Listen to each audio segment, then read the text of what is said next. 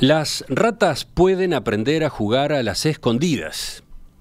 Asumen los dos roles, el de quien se esconde y el de quien busca. Juegan a las escondidas con seres humanos.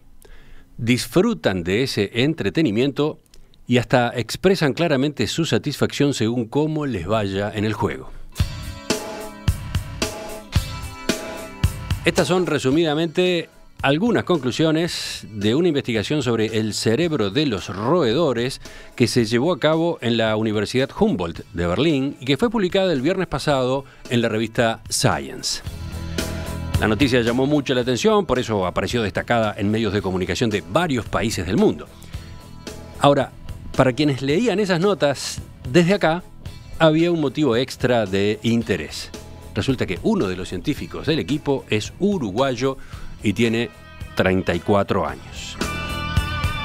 ¿Cuál es la utilidad de este trabajo? ¿Qué nos dice sobre el cerebro de las ratas y su comportamiento? ¿Qué importancia tienen los juegos en los mamíferos, incluidos los humanos? ¿Cuáles son los próximos pasos en esta investigación? De eso es que vamos a conversar en los próximos minutos con Ignacio Sanguinetti, doctor en neurobiología por la Universidad Humboldt de Berlín. Ignacio, o mejor dicho, Nacho, buen día, gracias por atender nuestra llamada. Buen día, Emiliano, muchas gracias. Hoy te estamos ubicando en Estados Unidos, ¿no? ¿Estás en Boston, Massachusetts? Exactamente, sí, estoy aquí por trabajo, visitando universidades aquí.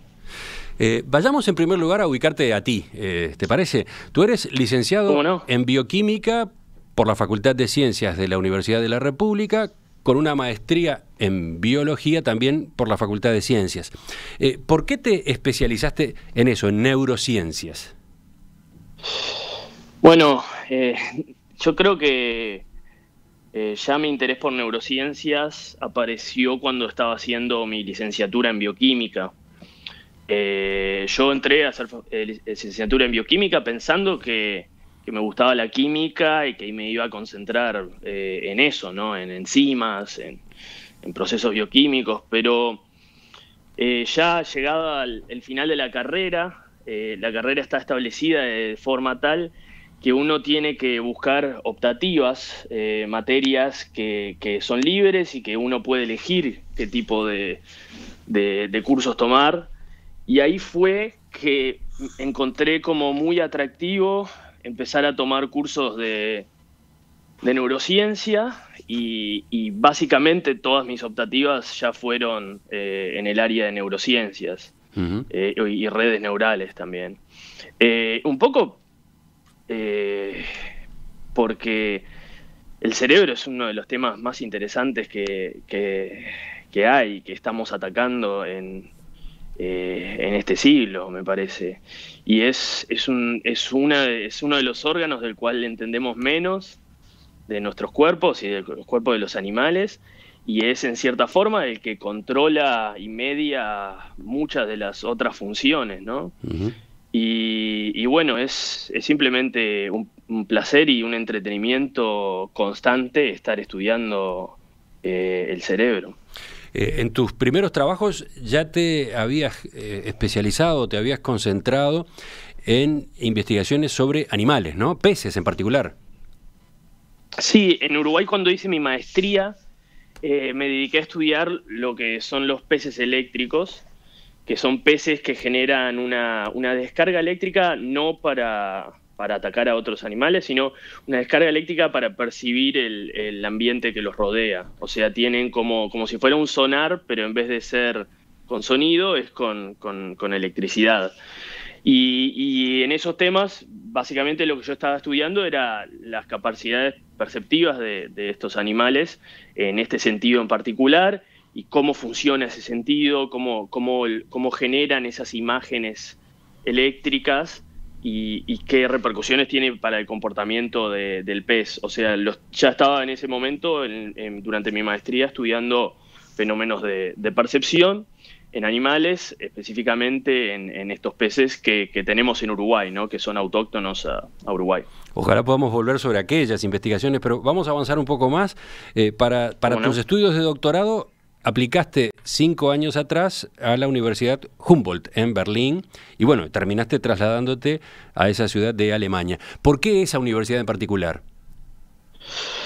Bueno, en realidad, a veces en la ciencia las universidades son como un corolario, porque cuando uno está buscando básicamente dónde seguir su carrera, en lo que se concentra más es en las personas y en los temas, ¿no?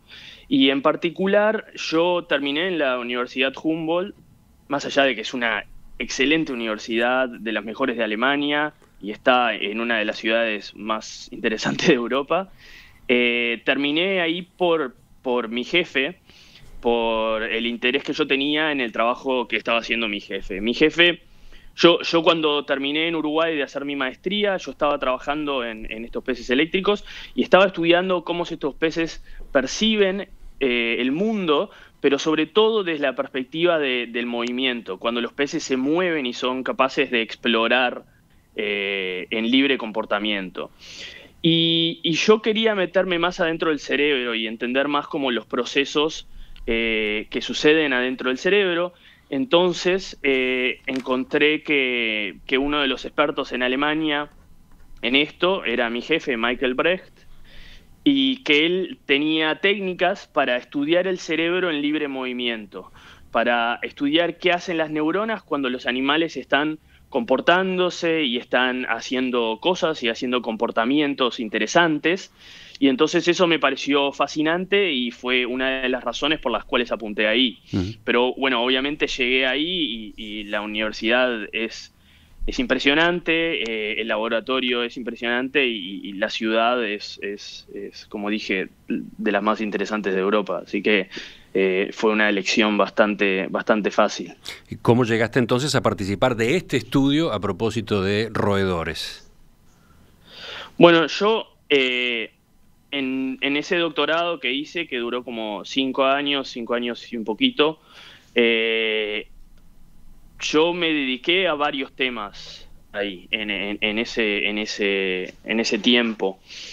Sobre todo, ya mi laboratorio específicamente trabaja con roedores, trabaja con diferentes tipos de roedores, que incluyen ratas, ratones y otros roedores incluso más pequeños que ratones.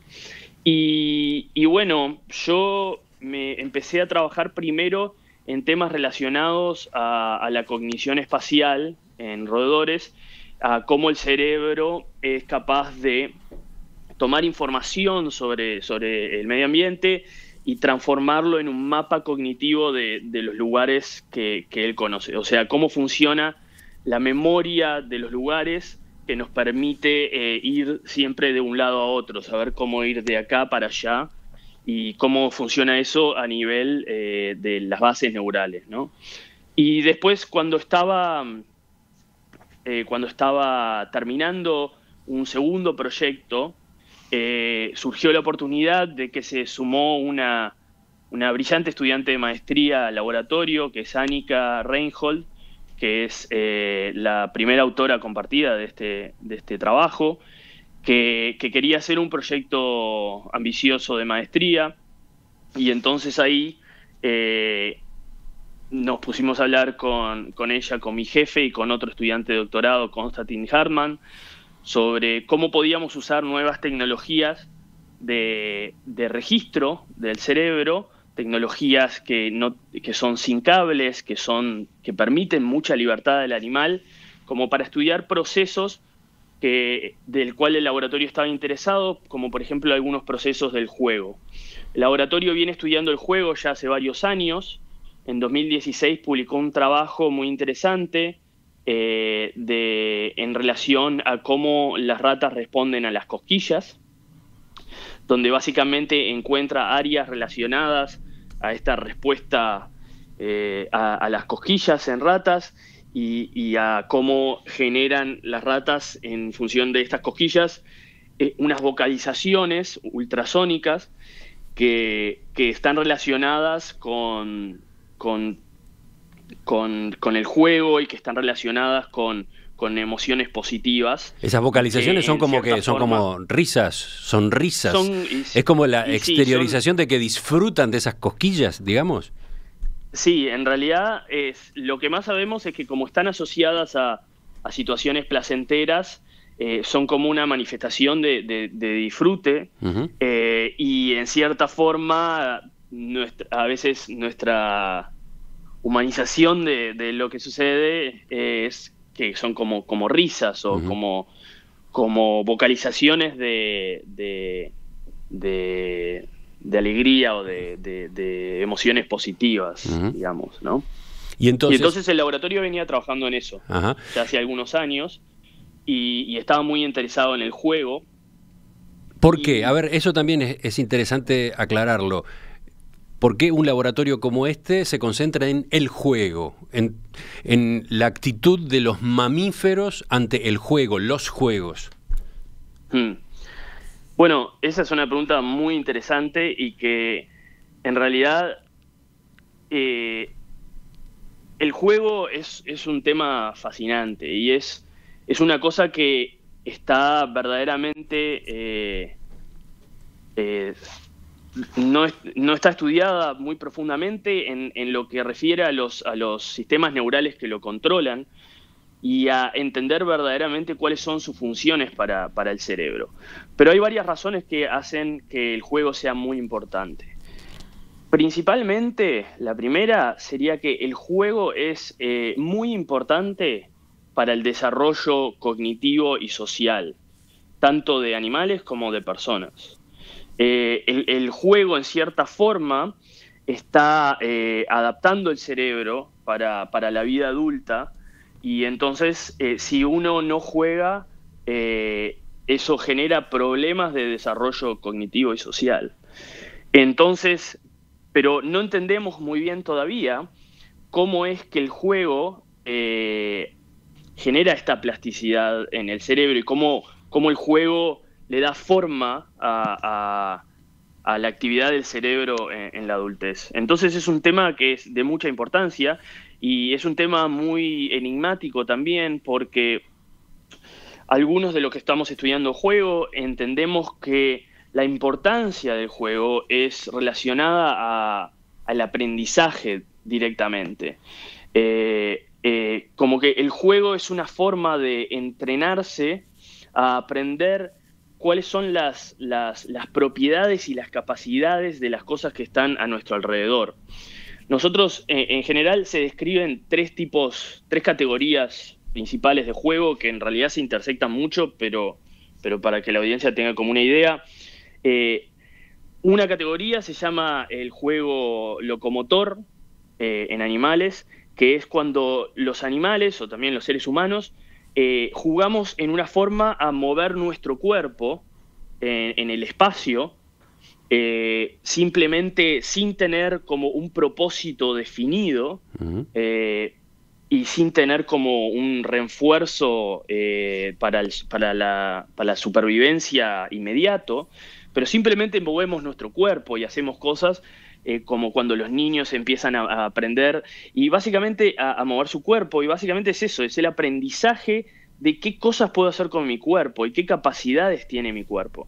Después, la segunda categoría que aparece es lo que se llama el juego con objetos, que es básicamente lo mismo, pero es entender cómo mi cuerpo se puede relacionar con objetos y cuáles son las capacidades y las propiedades intrínsecas de los objetos. ¿Qué cosas puedo hacer con un objeto? Con un vaso, sé que puedo llenar el vaso con un líquido. Sé que también puedo esconder una pelota si doy vuelta al vaso y atrapo algo adentro, ¿no?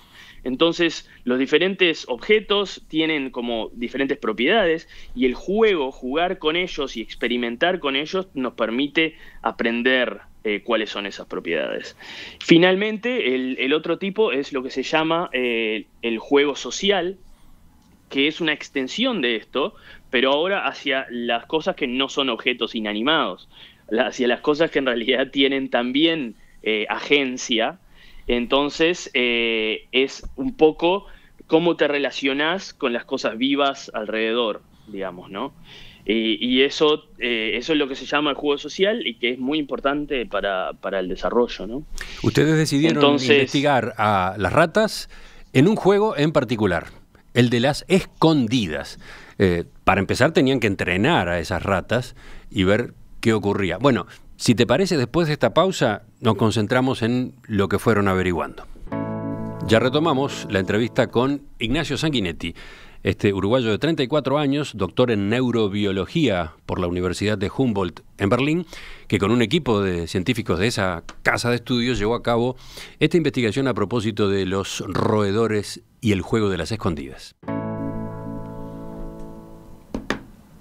Las ratas son capaces de aprender a jugar a las escondidas y juegan con seres humanos. Es más, disfrutan de esa actividad y según cómo les vaya, expresan claramente su satisfacción. ¿De dónde sale esto? De una investigación llevada a cabo por un equipo de científicos de la Universidad Humboldt de Berlín que se divulgó el viernes pasado a través de la revista Science. Un equipo dentro del cual hay un uruguayo. Con él estamos conversando, se llama Ignacio Sanguinetti. Nacho Sanguinetti tiene 34 años y es doctor en neurobiología. Nacho, los oyentes pueden preguntarse por qué optaron por hacer esta investigación en base al juego de la escondida. ¿Por qué? ¿Qué utilidad tenía?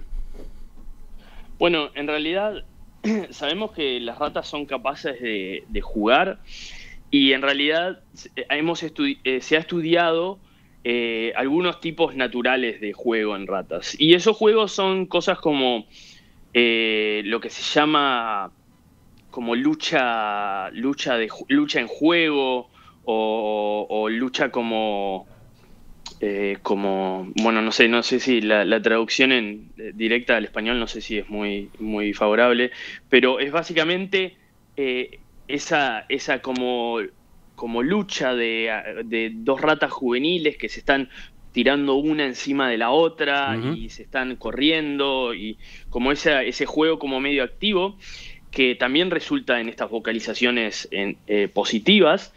Y ese es como más o menos el juego natural, pero hasta ahora no se había estudiado verdaderamente si las ratas eran capaces de hacer juegos que se asemejan más a los tipos de juegos que jugamos en humanos. Juegos que tienen reglas o que tienen roles.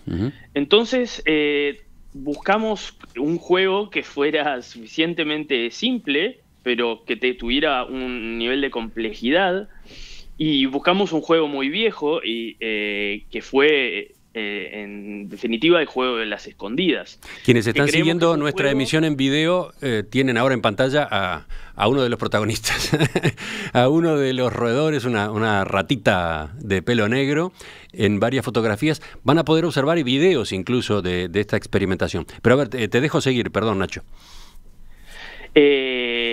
Bueno, sí, básicamente este juego de las escondidas, que es un juego que tiene roles y tiene reglas y que además es un juego que usa, nosotros creemos, algunas capacidades que son evolutivamente preferidas en animales, como esconderse de algo o encontrar algo, ¿no? Entonces, en base a eso, empezamos este estudio.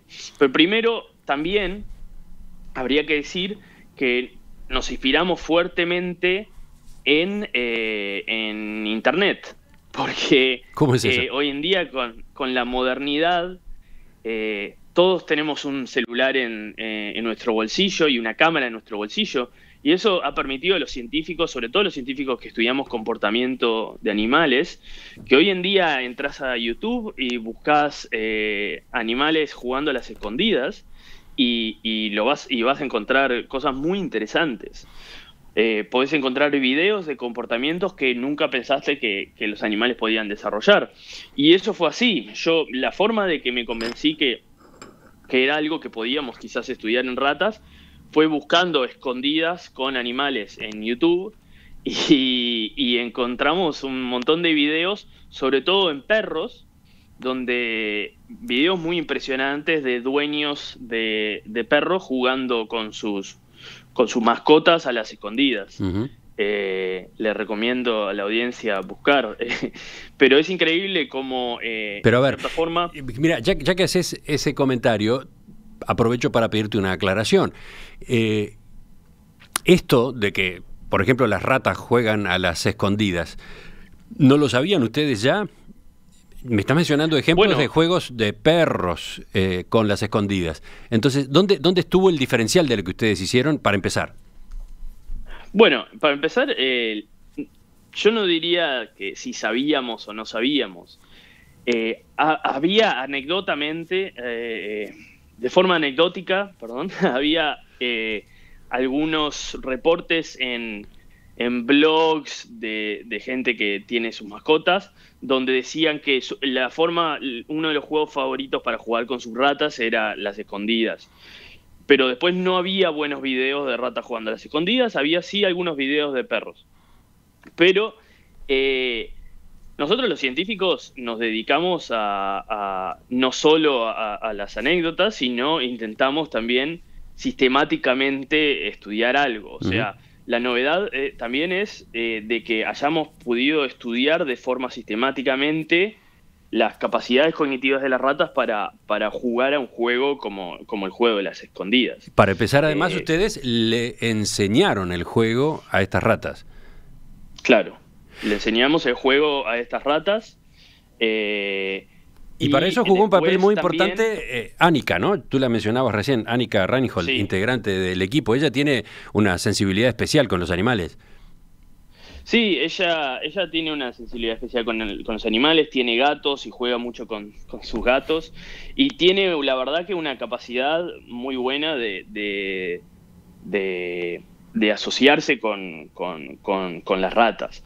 Que uno de los requisitos básicamente fundamentales de este trabajo es que se requiere un nivel de asociación con el animal que es un poco más alto que lo normal. Uh-huh. Y sobre todo considerando que nosotros les enseñamos a las ratas a jugar a las escondidas, pero lo hicimos sin refuerzo positivo del tipo de darle comida o de darle agua o...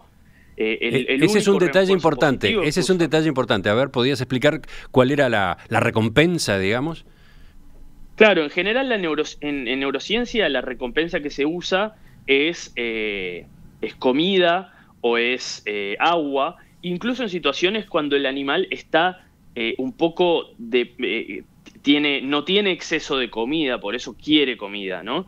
Pero en este caso, la única recompensa que usamos fue la interacción social con el experimentador, con Annika. Entonces, esa fue la única forma de recompensar al animal para que hiciera este comportamiento. ¿Y la recompensa eran qué? ¿Mimos?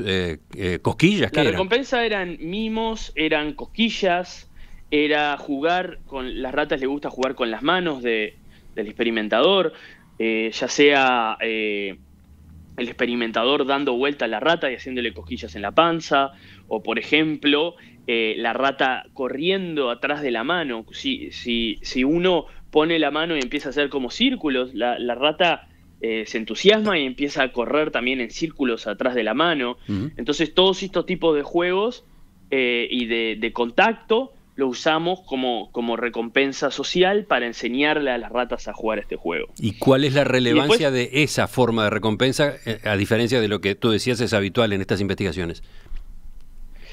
Bueno, para empezar que es algo que creemos que va por un camino diferente, ¿no? Es algo más relacionado menos relacionado a la necesidad. Ajá. Y más relacionado al placer, ¿no? Muchas veces la recompensa que se usa en neurociencia son recompensas luego de privación uh-huh. de esa fuente necesaria, ¿no?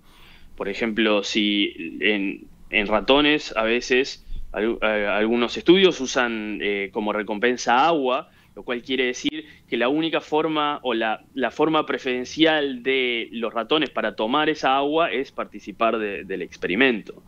En este caso no, en este caso los animales tienen todas sus necesidades básicas cumplidas, simplemente que parte de esa interacción es como con el experimentador es como muy positiva, es como placentera, entonces eso ayuda a que aprendan a jugar este juego. Voy pasando a otras preguntas, pero desde ya, para quienes están siguiendo nuestra emisión en video, vamos a poner una de las grabaciones, vamos a poner imágenes en movimiento de cómo se desarrollaba esta experiencia allí en la Universidad de Humboldt. Vamos a ver a las ratas en acción, bueno, y a sus entrenadores.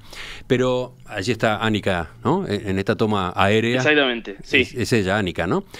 Annika, sí, preparando las primeras etapas. Bueno, y es muy importante verlo, diría, porque ahí es cuando uno verdaderamente se da cuenta de las dimensiones de la capacidad que tiene la rata para participar de ese juego, ¿no? Tengo ya Estamos preguntas. Hablando de que el ¿Sí? juego sucedió en un espacio de 30 metros cuadrados, o sea, un espacio muy grande para hacer un experimento, y las ratas eran capaces de recorrer todo este espacio y de esconderse en diferentes lugares de este espacio y buscar por todo este espacio a Annika, ¿no? Preguntan los oyentes, algo ya habíamos dicho, pero Luis Felipe quiere saber, ¿la rata alterna el rol? ¿Sabe cuándo gana? ¿Sabe cuándo pierde? Sobre estas dos preguntas, ¿cuál es tu respuesta? Ok, quizás voy a explicar un poco cómo funcionaba el juego. El juego estaba centralizado en una caja principal, que era el lugar donde el juego empezaba. Y ahí las ratas, habían dos posibilidades. En una posibilidad, en la posibilidad cuando le asignábamos a la rata el rol del que busca, ¿tá? El que la queda, lo que hacíamos era cerrar una caja donde estaba la rata, como para que la rata no viera dónde Annika se iba a esconder. Entonces después Annika se escondía, una vez que Annika estaba escondida, ella remotamente abría la caja, y entonces la rata salía, buscaba por todo el cuarto, en algún momento encontraba a Annika, ahí había este momento de interacción, de recompensa social, y después Annika traía a la rata a la caja principal y la rata saltaba por sí sola a la caja principal, a la caja de comienzo. Ahora, eso es lo que sería cuando el animal la queda, ¿tá? Ahora, hacíamos eso por varias iteraciones y después cambiábamos a asignarle a la rata el rol opuesto, el rol del que tiene que esconderse. Entonces, para hacer eso, Annika, en vez de cerrar la caja, lo que hacía era permanecer inmóvil al lado de la caja principal, de la caja de inicio. Y entonces la rata, al ver que Annika ya estaba ahí y que estaba al lado de la caja de inicio, lo que hacía era salir de la caja, salir lejos de Annika, buscar un lugar para esconderse y quedarse ahí. Luego Annika aparentaba como que no sabía dónde la rata estaba, pero sí, Annika siempre sabía dónde la rata estaba, y después encontraba a la rata adentro de esa caja o atrás de algo, y tenían esta interacción, esta recompensa social, y ahí terminaba el juego y la rata era retornada a la caja inicial. Esas eran las dos partes iguales de este juego, con sus dos roles antagónicos, y que son roles muy diferentes para la rata, ¿no? Y todas las ratas aprendieron a alternar entre estos dos roles. Lo cual es interesante porque son, como dije, son muy diferentes, ¿no? En un caso, vos querés que la rata quiera venir hacia vos, que es cuando te tiene que buscar. Y en otro caso, la rata se tiene que alejar de vos para tener esa recompensa social. Sí. Entonces, son como polos muy diferentes, y las ratas comprendieron estos roles y pudieron implementarlos en el juego. Otro detalle que veía en el resumen de la investigación es que en algunos momentos cuando llegaba el momento de la recompensa, cuando llegaba la instancia de la recompensa, la rata la evitaba y arrancaba de nuevo a jugar, ¿no? Claro, ese es uno de los temas interesantes del trabajo, porque hasta ahora, con lo que expliqué, permitía dos posibilidades. Una, que es la que creemos nosotros, que es que las ratas eventualmente toman este juego de las escondidas y lo empiezan a tratar verdaderamente como un juego, como algo que hacen por diversión, digamos, ¿no?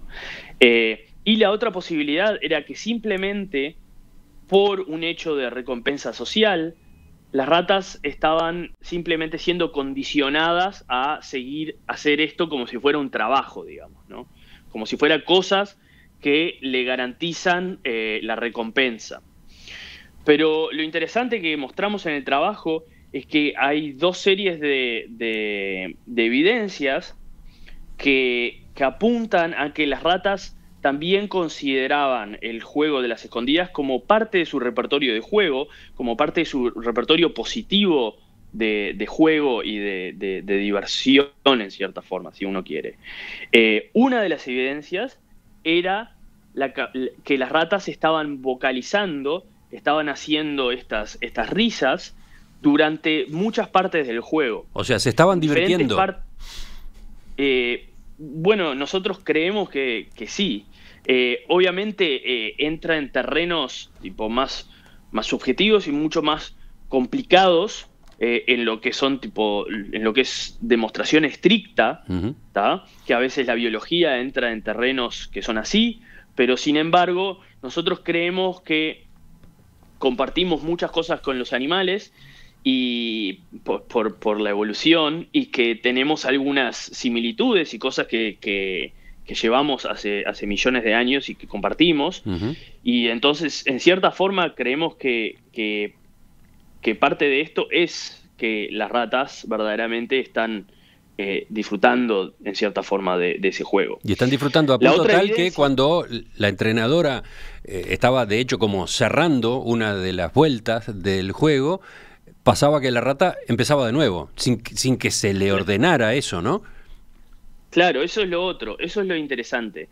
También la otra línea de evidencias que muestra como que estaban entretenidos con el juego es eso mismo, que encontramos que en una importante proporción de las ruedas del juego, en vez de maximizar la recompensa, que si uno pensaría que las ratas están verdaderamente condicionadas y están haciendo este trabajo para tener su recompensa, uno esperaría que las ratas maximizaran esa recompensa. Ahora, lo que encontramos es que en muchos casos la rata no maximiza esa recompensa, sino que inmediatamente cuando es encontrada, por ejemplo, cuando se está escondiendo y es encontrada por el experimentador y va a recibir esa recompensa, evita esa recompensa y va y se esconde en otro lado, como una forma de alargar el juego, alargar la parte de lo que es el juego de las escondidas. Y eso nosotros lo encontramos como un elemento muy interesante, que va un poco en contra de lo que sería la explicación tradicional en neurociencia y en ciencia cognitiva, de que simplemente es una explicación más fría, si se quiere, de la capacidad cognitiva de la rata, no, simplemente es como un robot que vos le das esa recompensa y está haciendo esa cosa que vos le decís que haga simplemente porque quiere esa recompensa.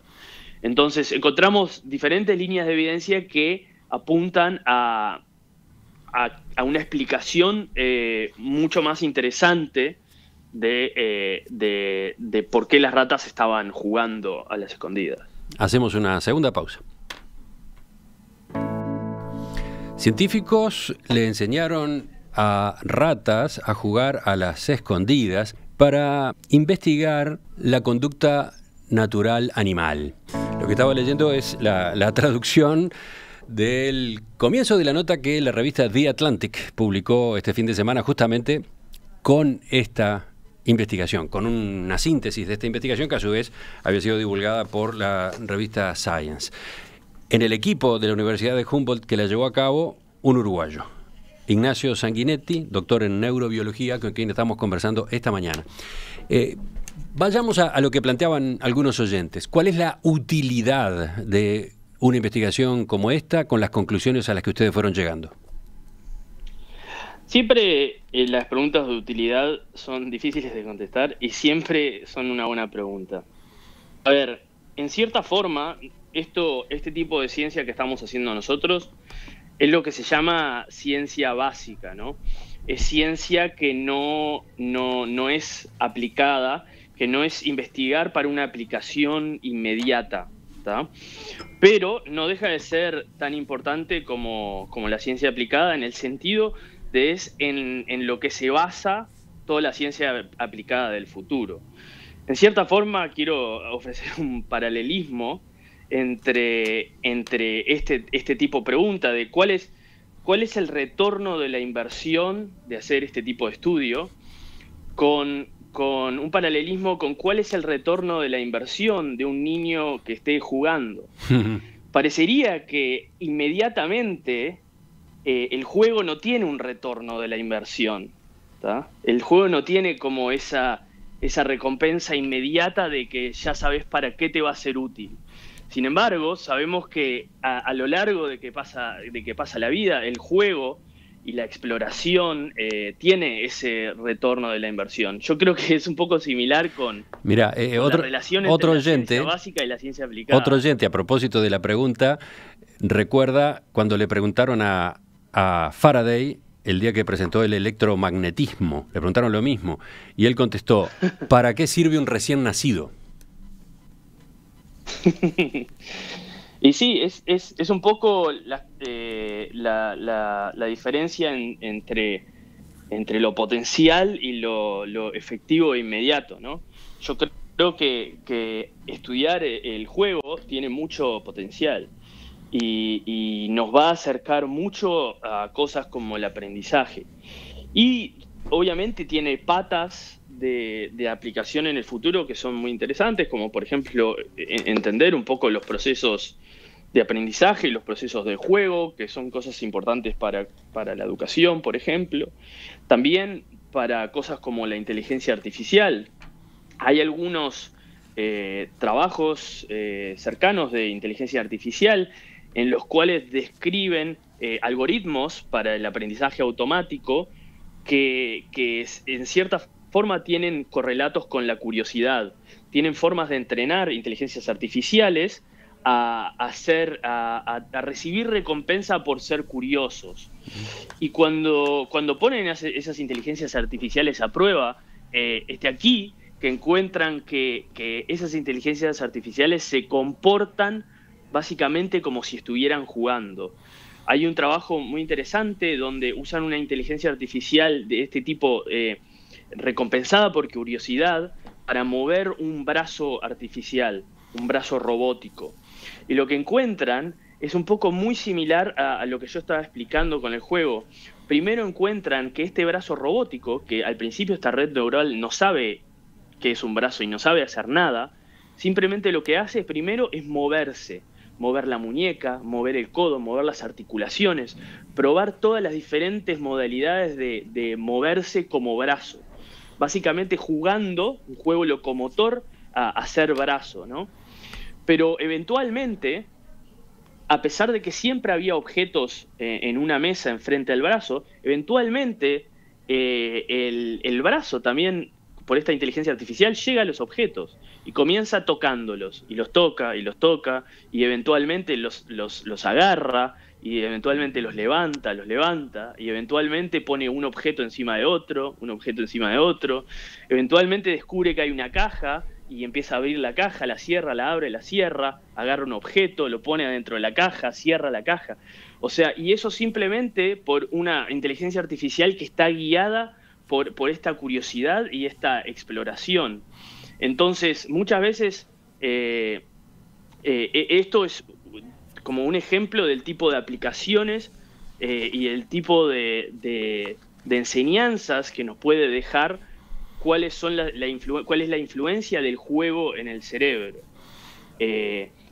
y simplemente con este paralelismo, esas enseñanzas pueden demorar en dar frutos, pero pueden ser muy importantes. Uh-huh. ¿Cuántos integrantes tenía el equipo? ¿Cuántos eran tus colegas? 4. Nosotros 3, 2 estudiantes de doctorado, una estudiante de maestría y mi jefe. ¿Los nombres? Pero obviamente el laboratorio nuestro es más grande que eso, ¿no? Pero en este proyecto éramos 4. Los nombres van a estar publicados, por supuesto, junto con la grabación en audio y el video de esta entrevista. El equipo íntegro que te acompañó y que ahora, ¿cómo sigue? Bueno, estamos en eso. En parte, una de las cosas que vemos es que es una forma que las escondidas con ratas es una forma muy interesante también como paradigma de estudiar algunos procesos cognitivos en ratas que son de mucho interés. Por ejemplo, cómo las ratas toman decisiones. En este juego, las ratas tienen que tomar varias decisiones. Tienen que decidir dónde se van a esconder. Tienen que decidir dónde van a buscar por el experimentador.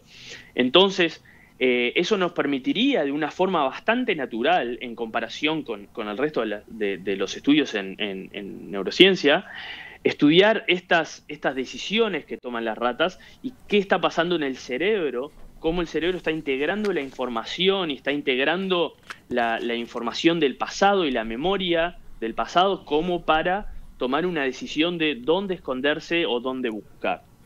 Eso, por ejemplo, también este tipo de paradigma nos ayudaría a estudiar otras cosas, como por ejemplo la motivación en las ratas, cuándo las ratas quieren jugar, cuándo no quieren jugar, y otros procesos cognitivos que nosotros creemos son un poco más cercanos a lo que se llama la toma de perspectiva o la teoría de la mente, que son cosas que se estudian en humanos y también en primates, pero que no han sido estudiados tan profundamente o no se han encontrado hallazgos tan importantes en roedores. Nosotros creemos que este es un buen paradigma para estudiar algunas de esas capacidades primordiales que quizás los roedores tengan, como la toma de perspectiva o la teoría de la mente, que es básicamente proyectarse un poco y tener un modelo del otro jugador, por ejemplo, de qué va a hacer la otra persona, o yo sé que la otra persona piensa que yo me voy a ir para este lado, entonces me voy a ir para el otro. Entonces, como esa toma de perspectiva, creemos que las escondidas son un buen paradigma para estudiar estos procesos cognitivos en roedores, si es que existen, ¿no? Ignacio Sanguinetti, 34 años, licenciado en Bioquímica por Facultad de Ciencias, Universidad de la República, con maestría en Biología, Neurociencias también por Facultad de Ciencias, Universidad de la República, y luego doctorado en Neurobiología por la Universidad de Humboldt en Berlín.